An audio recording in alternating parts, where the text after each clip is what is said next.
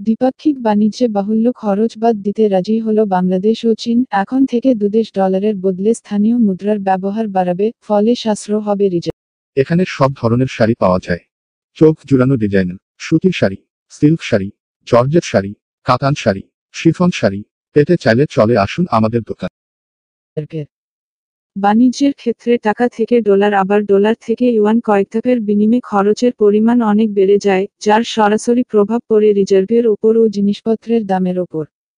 সেজন্য স্থানীয় মুদ্রার ব্যবহার বাড়াতে দুদেশই একাট্টা হয়েছে। প্রাক্তন প্রধানমন্ত্রী শেখ হাসিনার বেইজিং এ 3 দিনের সরকারি সফরের পর জারি করা একটি যৌথ বিবৃতি অনুযায়ী, বাংলাদেশ ও চীন আর্থিক নিয়ন্ত্রণে সহযোগিতা বাড়াতে সম্মত হয়েছে এবং দ্বিপাক্ষিক বাণিজ্যে স্থানীয় মুদ্রার বন্দোবস্তের বর্ধিত ব্যবহারকে উৎসাহিত করেছে। বাংলাদেশ চীনা ব্যাংকগুলোকে এদেশে শাখা স্থাপনে স্বাগত জানায়, যা লেনদেনে গুরুত্বপূর্ণ অবদান রাখবে। বাংলাদেশ ও চীন আন্তর্জাতিক ও বহুপাক্ষিক বিষয়ে সমন্বয় জোরদার করতে সম্মত হয়েছে।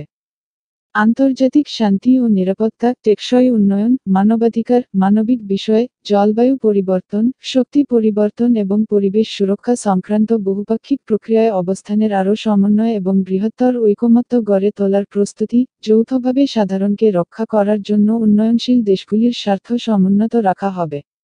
দুই পক্ষ প্রেসিডেন্ট শি জিনপিং কর্তৃক প্রণীত বৈশ্বিক উন্নয়ন উদ্যোগের বিভিন্ন দিক নিয়ে আলোচনা করেছে। চীনা পক্ষ বাংলাদেশের সাথে জিডিআই সমস্যায় অভিজ্ঞতা শেয়ার করতে প্রস্তুত। সকলের জন্য শান্তি, উন্নয়ন এবং ভাগাভাগি সমৃদ্ধি নিশ্চিত করতে চীনা পক্ষ বাংলাদেশের কাছে গ্লোবাল সিকিউরিটি ইনিশিয়েটিভ (জিএসআই) এবং গ্লোবাল সিভিলাইজেশন ইনিশিয়েটিভ (জিসিআই) পেশ করেছে। প্রধানমন্ত্রী শেখ হাসিনা 8 থেকে 10 জুলাই চীনে সরকারি সফর করেন। আমন্ত্রণ সফরে, হাসিনা শির সাথে বৈঠক করেন এবং চীনা জনগণের রাজনৈতিক পরামর্শদাতা সম্মেলনের জাতীয় কমিটির চেয়ারম্যান ওয়াং হুনিংয়ের সাথে দেখা করেন।